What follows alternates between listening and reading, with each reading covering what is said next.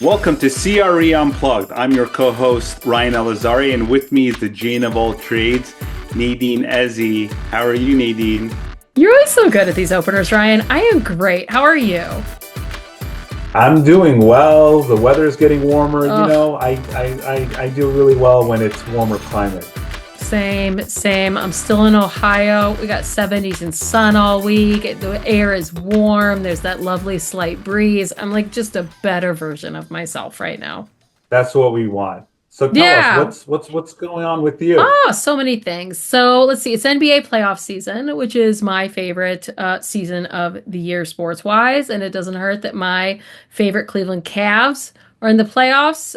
They beat the Miami Heat, game one last night. And I was looking at the Knicks. I think the Knicks won as well against Detroit. Did they not? Yes, they have. Yeah. So I'm pretty excited. NBA playoff season is good. I've got some travel coming up. Some of it is with you as well. So let's see. We're recording this on April 21st. So next week I'm going to New York, which means I get to see you, which is always great. And you and I are going to be heading to the Momentum AI event, hosted and sponsored by Reuters. I'm pretty psyched about that. I'm very lucky to be moderating two panels there, and you're going to be there with me. So I'm pretty jazzed. That's going to be great. And then I'm going to Austin, Texas from New York. I will be giving the keynote address on May 1st at a great event sponsored by CRE Austin. It's their annual Elevate event, and this year's theme is Innovation in AI. So very excited to head to Austin. I've also been keeping real busy in a new accelerator program I've been in, which has been really great. It's called Renegade, sponsored by Amy Jo Martin, who is a fabulous woman, and it's an all-female kind of accelerator cohort. And I've been rubbing elbows and hanging out with some really dynamic, badass women across the country. I cannot say enough good things about this accelerator. So yeah, some stuff's coming up, man. I love how you're so busy and you're doing all these amazing things, and I'm really excited for you to keynote at that event. I Thank you. wish I could be there, but I know you're going to kill it. Thank you. Because there's no other person that could talk about AI and real estate like my Nadine. So Oh, thanks, man. Thank for you. No, I those who appreciate could it. make it to Austin, be sure to go to this event. It's one you can't miss. Thank you. I look forward to it. Yeah, it's I've only been to Austin once before. Have you been to Austin? I have actually had my bachelor party there. Oh, that's right. We talked about this. Yeah. Okay. All right, Ryan. Well, I guess what happens in I'll Austin give you stays in some Austin, recs. right? Yeah, give me I'll some give you tips, some okay? recs. Yeah, for sure. You're very Yeah. good at that. You never lead me astray when I go traveling, so I look forward to your recommendations. Just think of me as your assistant to the different areas that you're going to. I'm always here at your Oh, fingertips. no, it'll be good. It'll be good. I'm looking forward to it. So it'll be good stuff. I'll rep CRE Unplugged with pride, my friend. Fear not. Oh, I'm not worried at all. All right. Enough about me. Ryan, tell me what's going on in your world. I'm not as busy as you are, but I'm really proud to say that I'm back to being a mentor for NAIOP NYC's mentorship program. That's something that I brought back to life in 2024. When I was a student at Baruch, I was part of their mentorship program back then in 2015, and it really helped me with my career development. So that was something I really wanted to bring back. Nice. So I got my new mentee. He's an architect who's trying to get into the development industry. So we're working together to help him figure out how we can enter that market. So I'm really excited and really For proud. you.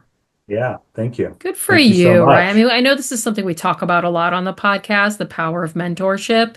So good for you. And that's great that you started that when you were president of NAIOP New York City. There's nothing better in this industry than having a good mentor to look up to.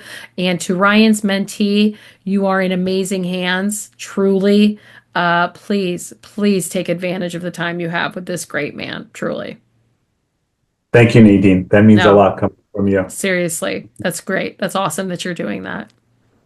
Yeah, and speaking about the construction industry, today we'll be diving into the long perceived as one of the most traditional and slow-moving sectors, which is undergoing a profound transformation. Technological innovation, driven by necessity, competition, and the global push towards sustainability, is reshaping how buildings are conceived, designed, and delivered. And honestly, there is no better person to guide us through it than Josh Hullum, Managing Director of Construction at Affinius Capital. Josh is helping lead the charge as Affinius Capital redefines what it means to invest in and develop industrial and data centers. These asset types have become ground zero for some of the most exciting and necessary innovations in construction. As tenants' needs shift and demand for faster, smarter, and more sustainable buildings rise, Affinius is setting the new standard. Under Josh's leadership, they're leveraging cutting-edge construction techniques and capital strategies to stay ahead of the curve and reshaping how we think about sustainability and resilience in today's market. We're talking to Josh not because of where the market is headed, but because he and his team are already building it. I can't wait for this interview. Let's get to it. Let's get to it. And with that, I'm happy to bring on my dear friend in the real estate industry and our guest, Josh Hullum, Executive Director of Construction at Affinius Capital. Hey, Josh, how are you? Thank you for joining us. What's up, guys? Good to see y'all. Hey, Josh. Good to see you outside of our forum group. So this is always nice to get together. I know. We should do this more often. We should make it way too formal these days, but I know. we got a podcast to do. So we're a big deal. We're a big are. deal to all of like 5 people. So yeah. Oh, 6 with me. So well, my mom stopped watching, so that's 4 now. Ooh. What happened? We'll get that in another episode. Mom would never give up on you. Come on. Josh, I know it's the afternoon, but I have to make sure. Are you caffeinated? Did you get enough coffee for today? Ryan, you know I have no shortage of the unleaded coffee, and so funny story. I'm gonna start off is I had a coffee maker in my office for years, and so it came about that one day we got a random email from HR department of the fire hazards associated with hot plates, heating lamps, and coffee makers. There's only one of these 3 things in our entire building, and it was in my office. And so it was formally evicted a couple weeks ago. So I am without a coffee maker. So a part of my heart is broken, but we move on. So I like that they kind of grouped that up. They didn't attack you like directly. I like that you were grouped with 2 other items. It was like the heating lamp is like, are we doing chickens in here? Like, heating and like the hot plate, is somebody camping out, like sleeping over in their office? There is an egg epidemic, so maybe the heat lamp. It's under tables and chairs now. So somebody's raising chickens in their office. It's weird. Yeah, definitely weird. So Josh, what are you resorting to for your coffee? We do have a decent coffee maker, but as you both know that I'm kind of a coffee snob. I actually get my brew at Irving Farms out of New York, and so I'm a big fan. They do a really good job up there. Maybe they'll listen to this podcast now. I'll give them a little shout out, but no, we have a decent coffee here, but it's nothing to the same caliber. So I endure though. I endure. All right. So if Josh is subpar on this episode, we know why. That's fair. His coffee was taken away from him. Yeah, exactly. All right, we're just kidding, Thank you Josh. for representing New York with your coffee beans. You're welcome. You're welcome. Yeah, maybe we can get you a free shipment. We'll tag them when we post this. We'll get you a free shipment, Josh. Shout out. All right. Josh, we're so happy for you to join us. We met you in the NAIOP Technology and the Built Environment Forum, and I think one of the things I loved most about being in that forum was just everybody's diverse backgrounds and how they got to where they were that day. Josh, tell our listeners, if you can, about your career journey and how you ended up where you are today. Sure. So yes, I started out. Came out of school with a construction management degree. And so I started the industry as a general contractor with a firm called DPR based out of Redwood City, California. I was in the Austin office for a number of years and then transitioned down to San Antonio to help open that office.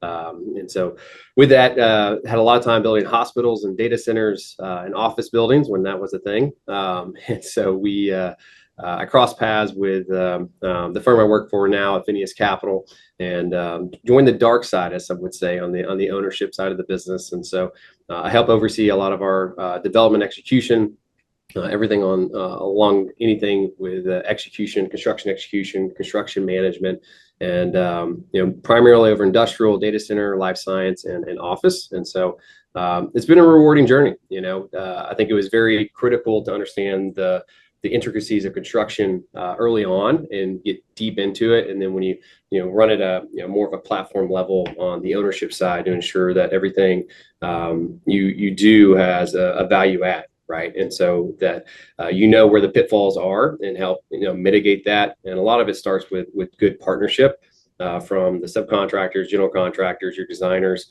and to see that all come together is really paramount for a project success. We spend a lot of time with the underwriting of a deal and the financial metrics, stuff like that, which is all well and good. You have to understand the financial analysis and what the product will be. But the great thing about Affinius is we really focus on those relationships, because when everyone benefits, you can replicate that over and over, right? And life's too short to have enemies in the industry, right? If we can partner with good quality people and do it over and over and make a difference in the world, it's a win-win for all. What a great perspective, truly, especially given how relationship-based our industry is and how there, like you just said, there are so many players with regards to a construction project, and getting all of those players to work harmoniously with each other is so critical. But Josh, going back a little bit, so you went into construction management. Why? What inspired you to take that route? Yeah, good question. I think for me, it was I was always fascinated with kind of taking something from the conceptual to the actual. And so construction, it's very tangible, right? You take a set of drawings and you convert that into an actual structure, and understanding the diverse elements that make that feasible, right? Whether it's your building components of concrete, steel, anything of the sort.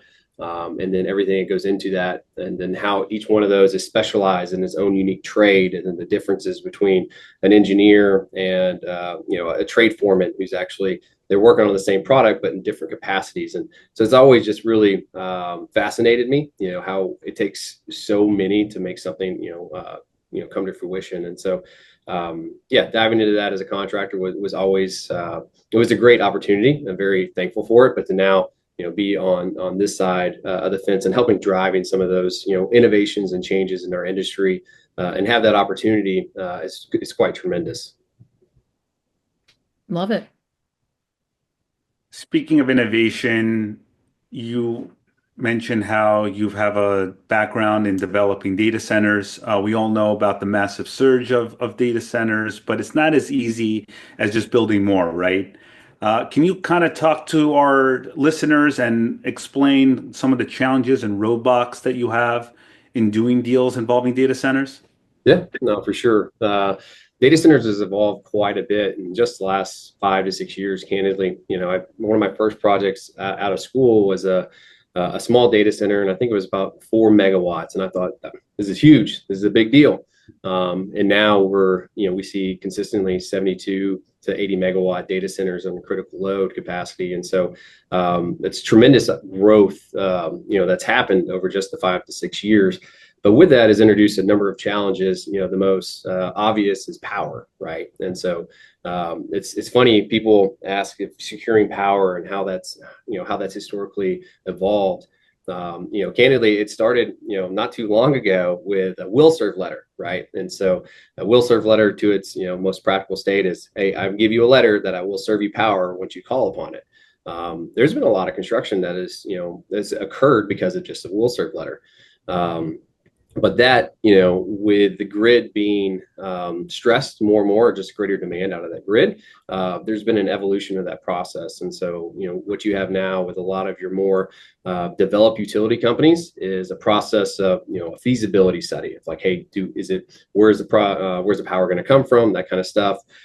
Is it feasible to deliver you power? How much power? Then you get into an engineering study, and it's like, how are we going to deliver that power? And then you get into, deeper study, scoping study, that kind of stuff of, equipment needed. How are you going to do the substation? It's a much more mature and robust process. But candidly, I think it's healthy for the industry. Is it challenging for some people to navigate? Potentially, but I think it gives us a reliability of how we're going to receive that power and when we're going to get it. And it was one of those necessary growing pains that the industry had to go through. And so So power is still, it's still a bottleneck. I think if you look at primary markets like Northern Virginia, if you have power, it's quite tremendous opportunity for you. And so, yeah, everything starts and ends with power, candidly, right now. We get into the philosophical approach of how close are we to nuclear? What is that going to do to the grid? Stuff like that. Mm-hmm. But I think those opportunities are still probably at best case 7 to 10 years away. So in the short term, you're saying that power is going to basically translate to how many data centers are going to get done within the next 5 years? To a certain extent, yeah, that's going to be what drives a lot of that capacity. I think there's other, technologies that are emerging, gas turbines, stuff like that. Is that going to be a primary sustainable source of power, or is that more of like a bridging power until you get your utility to come online in a permanent capacity? So yeah, I think for the most part, you want to see that infrastructure upgrade, be resilient for sure. And but a lot of that development is going to be dictated and controlled by availability to power. For our listeners out there, can you kind of define what gas turbines are? Well, I am not an engineer by education or trade, but yeah, you have whether it's your natural gas that comes in and fires up that turbine and it produces your AC current out for your associated power. And so I encourage you just Google a gas turbine engine and you can see that come into play. So I am not qualified enough to give you the finite details associated with it. If only our politicians were as honest as Josh. So Josh, you mentioned Northern Virginia is a primary market. Have any other markets emerged as hotbeds for data center development? And can you go into a little bit more detail as why, specifically for our listeners that don't fully understand what how different areas can serve as sources of energy and power for the data centers? Yeah. So yeah, you have you definitely have other markets. Northern Virginia has always been the hotbed, and a lot of it is because of the connectivity that started with the AOL back in the day. And so with that, you like a lot of hyperscalers and just people in general like to be within clusters because of the latency aspect, and that's just how fast information can transfer. You have other, markets for sure. Like you've had Atlanta, you've had Phoenix, Chicago has been a market, for sure. And so there's others that Columbus, Ohio has emerged for sure. But, Ryan, to your point on power, right? That, the advancement of the utility with that, they only had so much power with the generation and transmission and everything. And so where opportunity was flourishing for some emerging markets, that is now, becoming constrained, candidly. And so I think there was, with the utility, and especially the advancement of AI, which is perceived to not have the requirement of latency like you would see with cloud computing, for example. People thought, hey, we can throw up, a data center anywhere and everywhere. But for us, especially on the real estate side of it, it has to, we have to understand when we go through a disposition process and try to sell this at the end, there is going to be a market, demand for this. And so, if you get too far into emerging markets, it's, does it make, real estate sense to do that? And so you got to make sure you have that buyer pool, and that buyer pool is well established.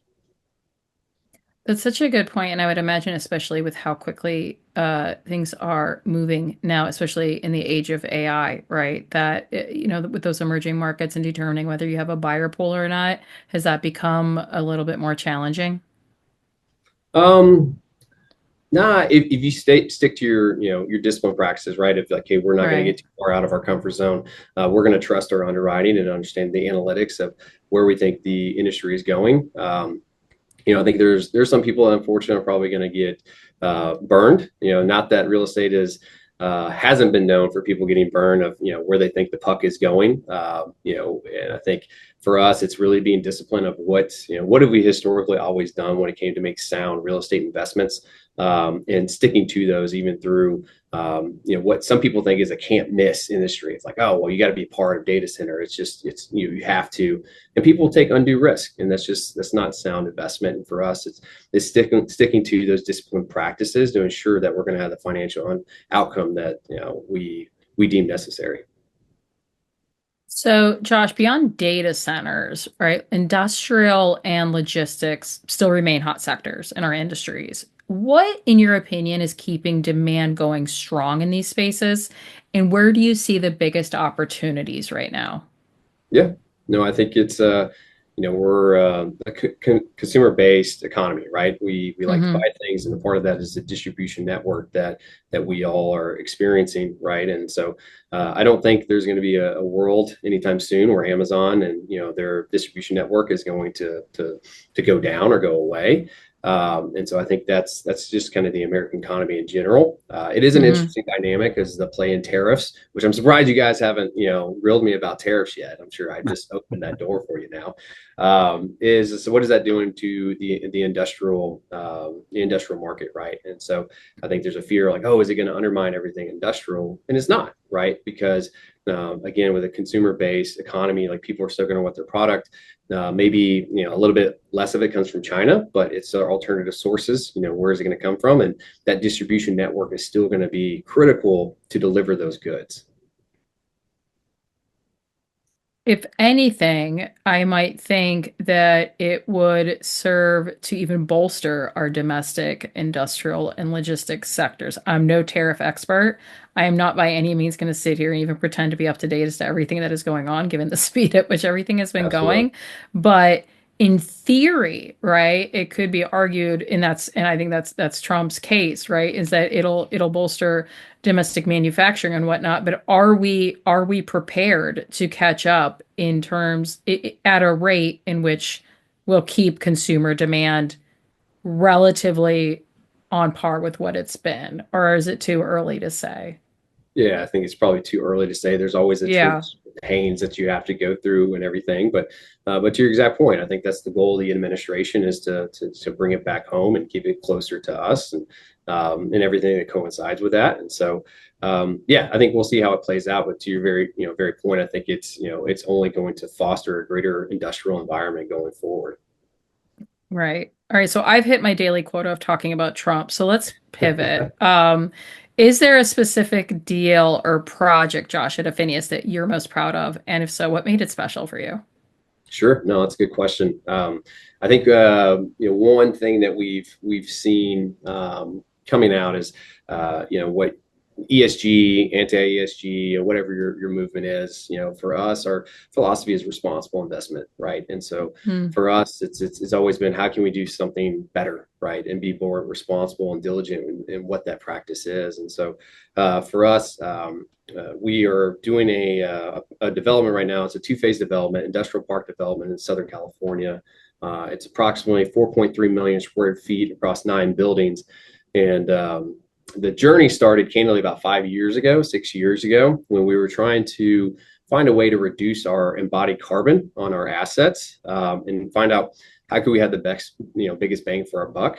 And so that journey started with the sustainable capital of the world, which is Dallas, Texas. That is a joke for all those that are familiar with the conservative nature of Texas. But it started where we had some land on our books, and so we wanted to try something in the emerging element of renewable resources, that of mass timber, because our whole thing was like, how can we have the greatest impact and understanding the impact of a renewable resource and utilizing that in an industrial warehouse was kind of a crazy concept. But we did it. And so we, in essence, took away the tilt wall concrete walls and replaced them with mass timber panels or cross laminated timber panels. And so we then put it a Tyvek panel or Tyvek screen on the outside and then an insulated metal panel. And so what we delivered was a product that was very productive in reducing our embodied carbon. And it was well received by the market. We had end users that ultimately took it before we could actually rent it out, which was a success. And Wow. anytime you do something of real change, it's always a risk. Are you going to make money on this or not? Right. And so for us, we made money on it and we moved forward. But we did that with mass timber, and we also did some concrete innovation stuff. And so Hmm. at the end of the day, we had a 43% reduction in body carbon, which is a tremendous thing. Wow.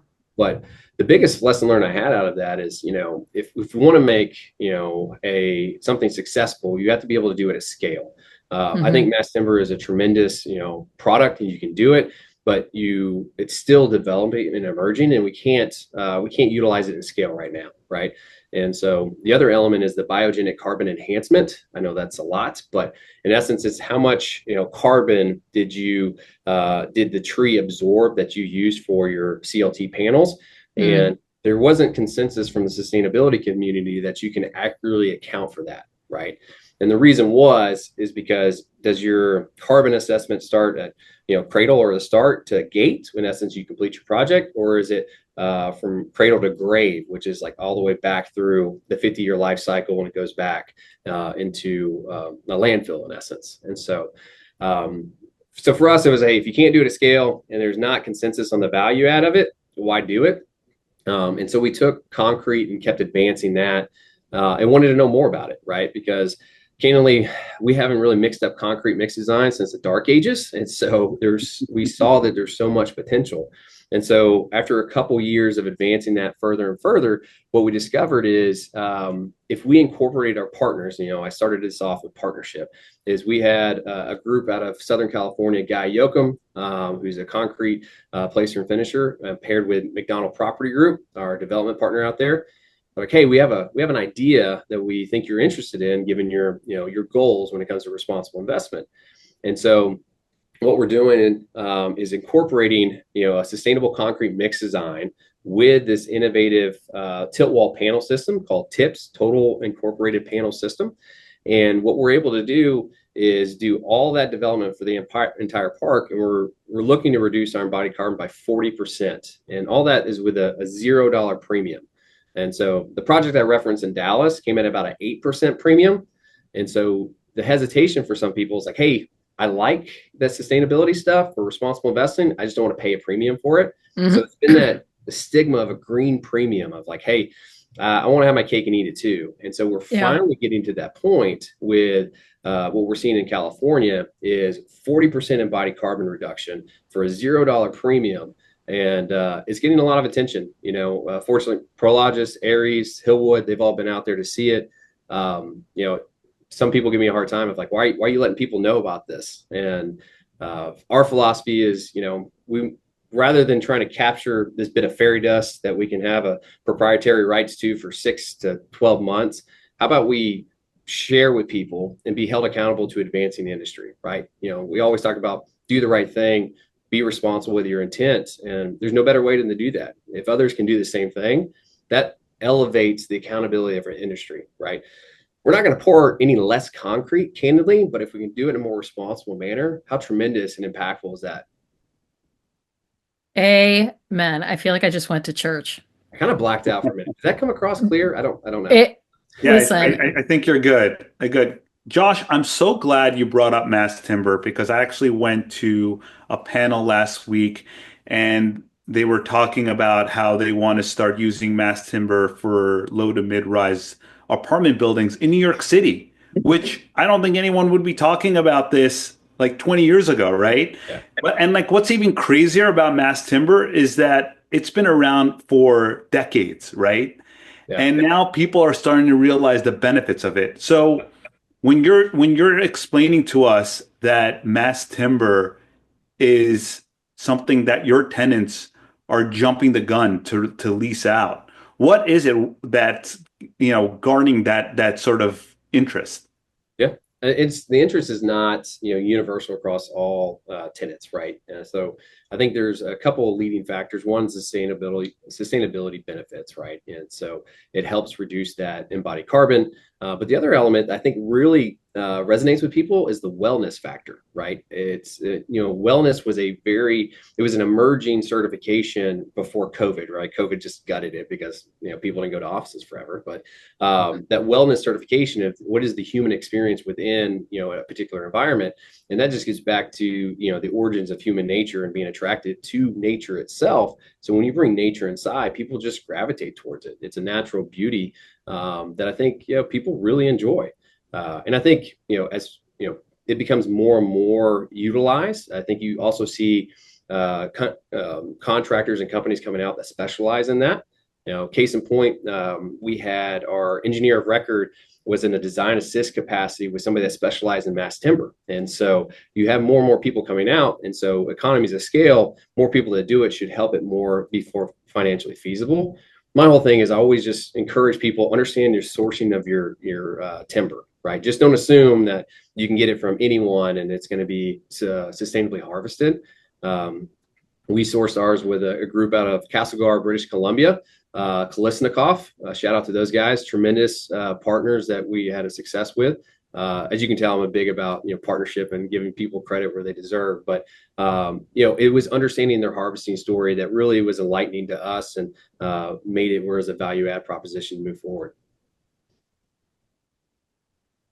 That's really great. And I remember you, in our forum, you had us meet your partners out in British Columbia, and they were talking about mass timber, and it totally blown my mind. So That's right. kudos to them.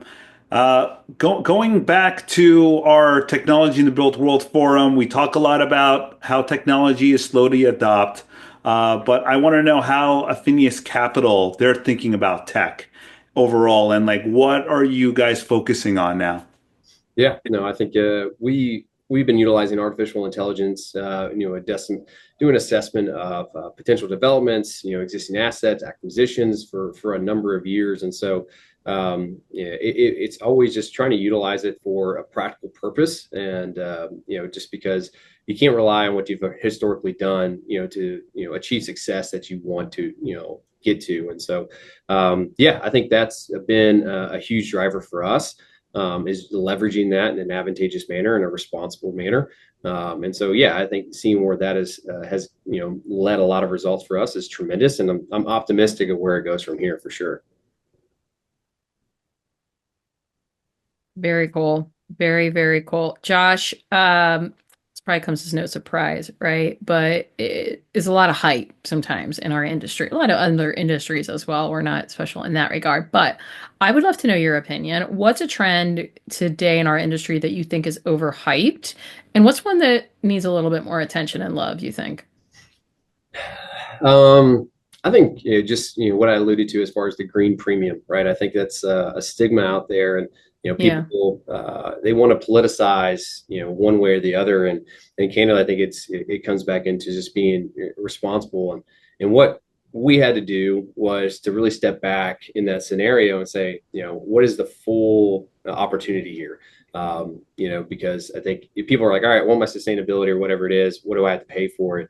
But for us, it's like, we don't want to pay anything. How can we have the greatest impact? And so as we step back and kind of peel the onion and question, standard practices and procedures in construction, we identified we didn't have to unravel the system at all. Like our ultimate goal was to get it where, we could do this in a rinse and repeat manner nationwide. And we're finally on a cusp of doing that. And so I think the most overhyped thing, I think, is, if you want to do something sustainably, it comes at a green premium, and that's just not the case, candidly. And I think if we could spend more time being diligent of how can we do a more responsible manner, it's already catching momentum. I just referenced a number of firms that have been out there and are doing it themselves, and that's tremendous, right? Because if we can be more responsible in how we go about future developments, it's better for the industry at large. And so, with that, I'm going to nerd out for a second. With that concrete mix, there's this thing called, a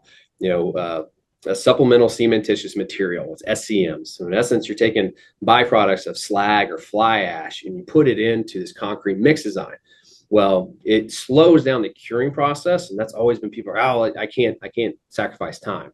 It only slows it down by a day or two of max. And so, but the end product is actually a better product. It's a harder, more resilient concrete than we've historically done with just pure Portland cement. And why concrete is, I didn't say this earlier, but the production of cement alone in one product, a part of concrete, accounts for 9% of all global emissions, just the production of cement. That's it. Wow. And so when we do this sustainable mix design, we in essence take, slag or fly ash with a little bit of cement, and then we mix that with an aggregate, sand and water, and then we produce our concrete. And so if we can focus in on that and reassess how we assemble our products and procedures, you're not upending the industry. You're not teaching people to do something new. You're just refining the process. And so I think that's the greatest opportunity that we have, is to have that type of impact. And you don't have to call it sustainability anything. You're just building a better product, period. I think that's so brilliant. I think it's so timely. Everybody always wants to find that new shiny object, right? And I love what you're preaching today, Josh, right? Is that we don't have to reinvent the wheel. Just be a little bit more diligent about refining the way that we do things, put the time and effort into it. And the fact that you guys have found a way to, create these materials not at a premium is just testament to that. Also, we're going to be sure to get the name of these partners from you that you're giving a love and shout out to. We're going to tag them. And also, Josh, if there's any other companies that you can think of that are responsibly doing harvesting or whatnot out there, let us know. We would love, we'd love to tag them as well. Absolutely. Yeah. I think what you guys are doing is really credible, and I'm learning so much, and I hope our listeners are at the same time.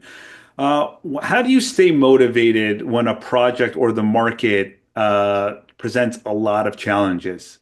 How do you combat that, or how do you stay ahead of the curve? Yeah, no, I think it's one, you just have to, you got to know that challenges are coming, right? It's, we've been, fortunately, we have a longstanding,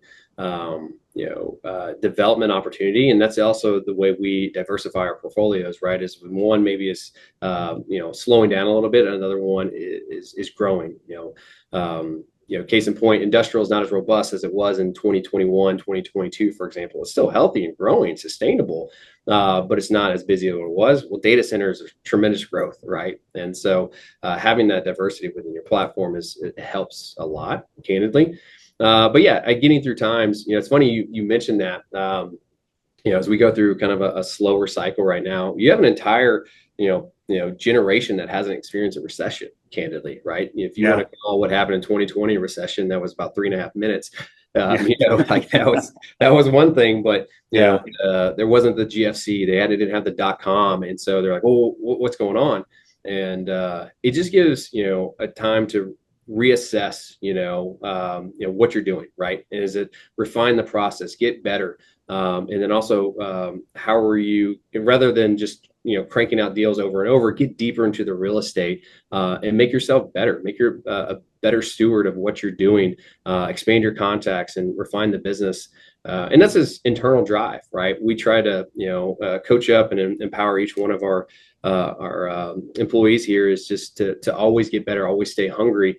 Because there's going to be ebbs and flows in the economy. That's just the nature of the business. And so you're going to have to just never be content, right? And so that's a hard one. You want to appreciate where you're at and what you've achieved, at the same time keep that hunger to improve on a daily basis. And so sometimes you got to coach each other up to keep that motivation, but it's worthwhile for sure.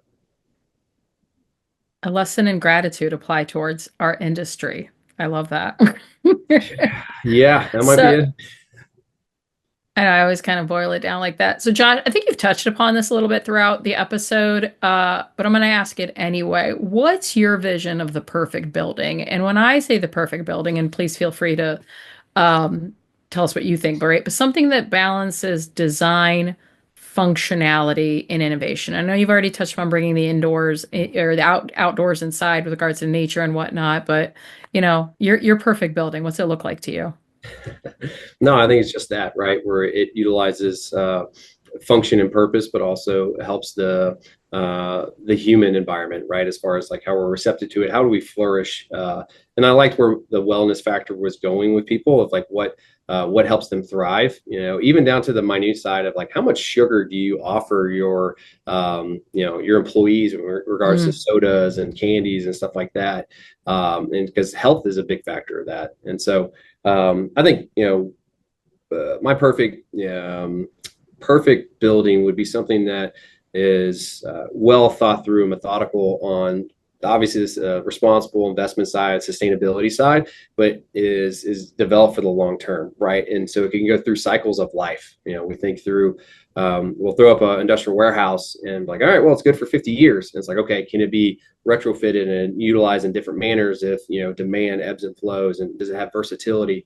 Then I think, we have a responsibility in our industry to do something that is going to sustain for a while, and can it have, different phases of life in essence. And so it's challenging to do at times, right? But I think that's the idealistic state is it is conscious of how much embodied carbon goes in. It's going to have full function, and it's going to be efficient as well, right? And so that's one thing we didn't talk about is kind of the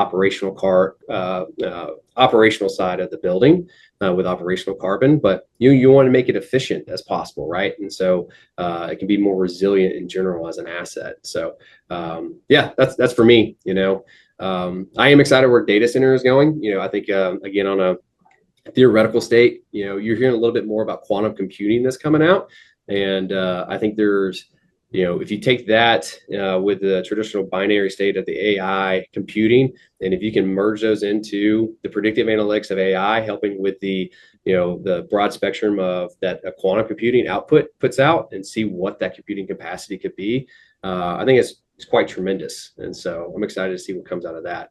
That's a random nugget, but for what it's worth. Do you think it's going to transform the construction industry? I think it could transform the world if you get those two to marry up appropriately. But that's just my high level understanding of quantum computing and what it can do. But again, what I understand is a range of probable solutions, and having the predictive analytics of AI to help make that a more finite resolution, I think is quite tremendous. So we'll see what comes out of that. But I think that's other stuff, that and just nuclear technology and where that's going, small modular reactors, and what that does for the industry long term, I think would be tremendous to keep an eye on. Yeah, nuclear has been a real buzzword these days. You're hearing about it everywhere. We want nuclear to be a good thought and not. I was just gonna say not not. I wasn't saying it in that respect. No, I know. But we got to reclaim it. We got to reclaim it. Not kids hiding under their desks or whatnot. No, and let's talk about the ridiculousness of that another time. But anyway, it's done responsibly now for sure. And I think there's a number of companies that are doing it, are trying to advance that technology. Yeah.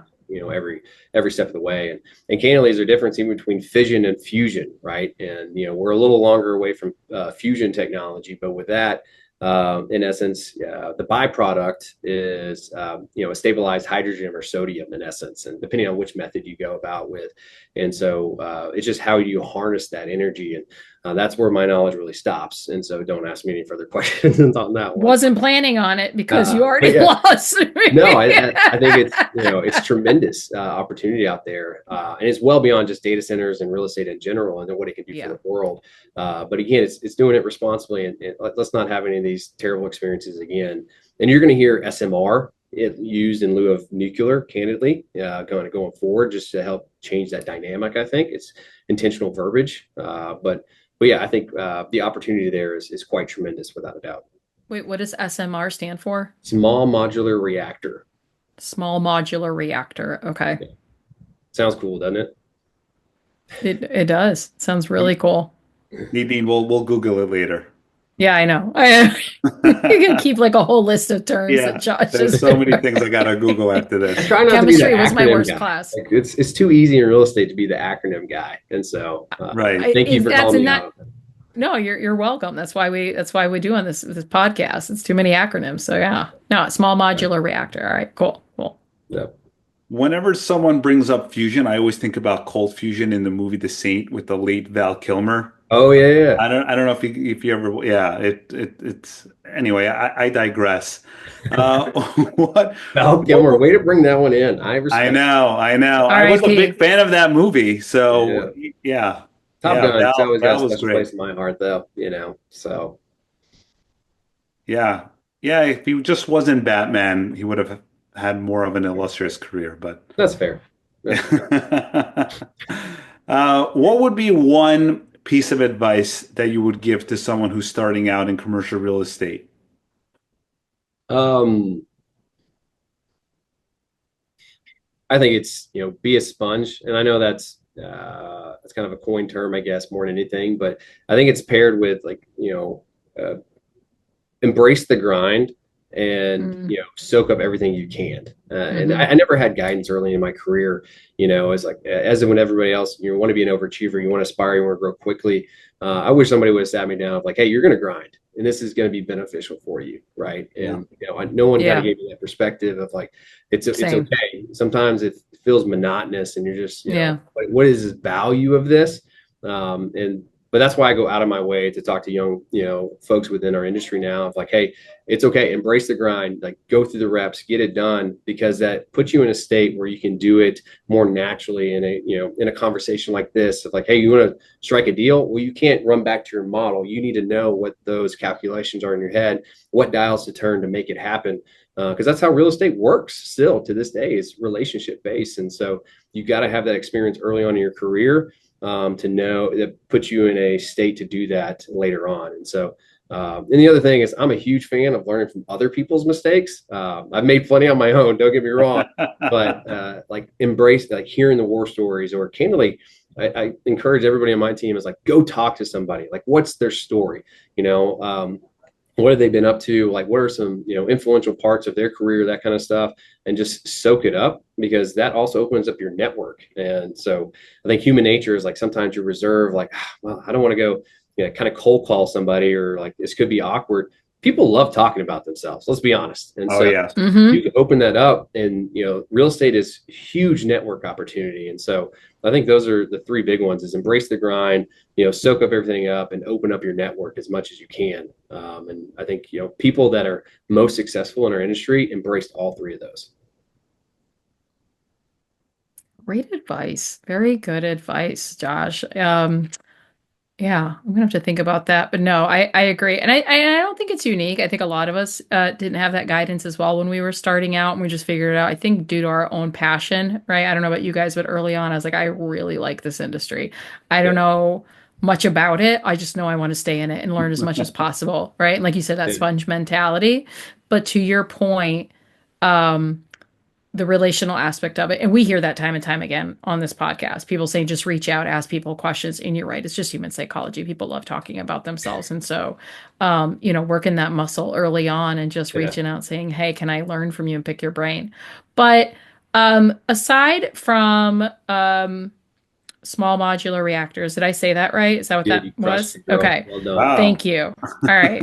So aside from geeking out on small modular reactors, Josh, what do you tell us about Josh outside of work? What do you enjoy doing, right? Outside of like, an IV of coffee to the veins. What are your hobbies? Tell us what you're doing. Man, y'all are milking this coffee thing. I respect that. You know me all too well. Yeah. No, so I mean, right now I'm definitely I'm coach for my two boys and our baseball team. And so I think it's interesting, especially in Texas, right? Is sports are paramount. Like, people live vicariously through their kids, which I think is hilarious. But for me, it's always like those learning opportunities. My boys are 6 and 7. They play on the same baseball team. And it's always, key, you want to balance out like teaching, the kids, the game itself, fundamentals, all that kind of stuff, the desire to win, but also that winning is not paramount, right? You don't win at all costs. You respect the game, you learn the game, you try to win, but you appreciate the opportunity to play, right? And so that's tough, because you have about 4.5 seconds of attention span for a 7-year-old, and you got to cram that in as much as you can. And so, but no, I really enjoyed, working with the kids, seeing the personalities come through. And aside from that, cook-offs, barbecue cook-offs, it's probably the most Texan thing I could probably say right now. But hell yeah, it started with my father before he passed away, and my mom and I kind of keep carrying it on. Is we do cook-offs, and she actually has a catering business off of it now. And but it's when we compete against each other, it's an interesting dynamic. There's a lot of trash talking back and forth, and it all comes out in the reward ceremony, and it's usually fairly entertaining for everybody like observing us. So I want to come. Can CRE Unplugged get an invite, please? Right, I'm coming to Texas. Now prepare for the meat sweats, because it's a lot. That's fine. So I've gotten those in the past. I'm used to them. There you go. Good. Yeah. What's their signature dish, Josh? So you typically have your brisket, you'll have ribs, and you'll have like a chicken. Those are like your standard submissions that you're gonna but certain cook-offs will have an open class or a dessert, and that's my specialty. I do a blueberry sofapilla cheesecake, which my mouth is watering right now just thinking about it, because I yes. So my mom, I mean, I was a fat kid growing up for a reason, and so like she can bake. Like, yeah, she can bake. And so this last cook-off, there's like 80 teams, and there's a dessert category. My mom got second, and I got first, and I was walking on cloud nine. The opportunity, I beat my mom in a dessert category. So I won't tell you how many sticks of butter or how many pounds of sugar were in that thing, but it was delightful. Oh, we're coming to town.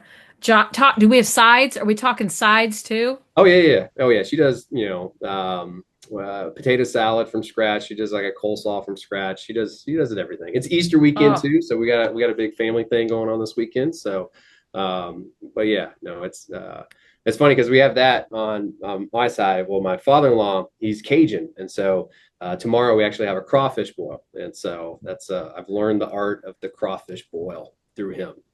Oh, Cajun cuisine. I mean, put me in a city for the rest of my life and tell me to go eat, and it's New Orleans, right? Yeah. Like hands down. Your sodium intake is going to be an all-time high though in New Orleans. Oh yeah, they're gonna have to come cut the rings off your fingers, right? Like for sure.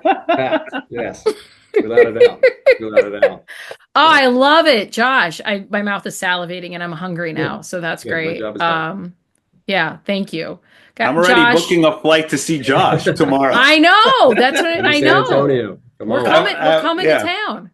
We're gonna record on site next time. We're gonna do a follow-up interview. We're gonna come to the cook-off. When's the next cook-off? It is. There's one coming up in May. Yeah. So. All right, we're coming. We're inviting ourselves. Now remember, we just talked about Texas heat earlier. It is getting to be quite warm. So you're. Oh, give me the heat. You say that until you melt. So. No, we're both desert people. We're Middle Eastern. It's in our blood. We bring the heat on. Yeah, bring the heat. So, Josh, thank you so much for joining us. It is always a pleasure to see you and catch up. Thank you so much. Everyone, Josh Hullum, Executive Director of Construction at Affinius Capital. Josh, please come back and visit us or have us in San Antonio so we can, throw down on that delicious food. To our listeners, please be sure to stay tuned for our recap after this word from our sponsor. Hey there, CRE Unplugged fam. We would like to give a huge shout out to our sponsor, the Game Changers over at Hilo, the customer experience platform for buildings that's turning heads in the real estate world. That's right. Can we talk about how Hilo is transforming the way we manage properties and create unforgettable experiences? Ryan, what's the first thing that comes to your mind when you think about Hilo? Well, Nadine, it's all about reducing friction in property management. Hilo is like the magic wand that makes everything seamless and efficient. Say goodbye to those time-consuming tasks and hello to streamlined operations and communications. Efficiency is crucial, but what about personalized experiences? Hilo takes it to the next level with a vision to tailor each interaction to the needs and preferences of its customers. And let's not forget the community aspect. Hilo builds vibrant, connected communities. It's fostering a sense of belonging and togetherness. Now, here's something that truly sets Hilo apart: their commitment to advancing ESG initiatives. They're not just about buildings, they're about making a positive impact on the environment. That's a win-win for everyone. So, to our listeners out there, if you're ready to elevate your properties, digitize and enhance customer experience, and maximize satisfaction, Hilo is the answer. Please visit hiloapp.com for more information. That's hiloapp.com. I am so glad that Josh went deep and geeked out on that episode, because I learned so much that I did not know about construction. And I'm going to start off by saying that what stood out to me most in our conversation with Josh is that partnerships, real high quality partnerships, still matter. It's clear data centers are not slowing down. What used to be a big project at 4 megawatts just 5 years ago is now dwarfed by a project that's 70 megawatts. And we're seeing announcements of data centers with capacity of 1.8 gigawatts that's going to be coming on the market and online next year. So with all that growth, the same questions do keep showing up. Where's the power coming from, and how do we build responsibly? Yeah, I definitely agree with everything that you said there about partnership. I also thought that sustainability is not just a trend, it's becoming the standard. And he really talks about this green premium. So when he was embellishing about the industrial park project in California, they're using sustainable concrete mix and a total integrated panel system. And through that, they've been able to manage 40% decrease in embodied carbon without paying a premium. So I just love that this has become like a great example of how innovation, like incorporating the supplementary cementitious materials and how that improves durability and reduces permeability can lead to a better, longer lasting product. So there's this whole stigma about green building, but that's really fading. And I think leaders like Josh are proving that with the right mindset and the approach, we can scale sustainability across all projects. And he was so matter of fact about it, right? You know, he was like, listen, we haven't remixed our concrete in years. So we decided, let's go take a look at it. Let's start working, with different formulas. Let's not try to do it alone. Let's call one of these great partners that we work with that are, working on something similar and see if we together, working together, can come up with something better that's got a reduced carbon footprint and emissions. And they did it. And he's like, oh yeah, at $0 premium, right? So you got all this kind of fanfare, all these people hollering about ESG and all this stuff and how it's going to be bad or it's like just bad for business. And they're like, Josh and Affinius, like, no, it's just good business, right? When you just do it the right way, and that's what I really respected about Josh and his teammates at Affinius is that they're not about gatekeeping, right? They don't believe in hiding their success. They don't believe in hiding their secrets. They believe in sharing them, right? They're proving that we can build cleaner, smarter, and more human without compromising returns by just focusing on renewable resources and better concrete mixes, like we said, with no cost premiums. They're like, hey, listen, we figured it out. Let's just share it, right? So that everybody can use it to advance the industry.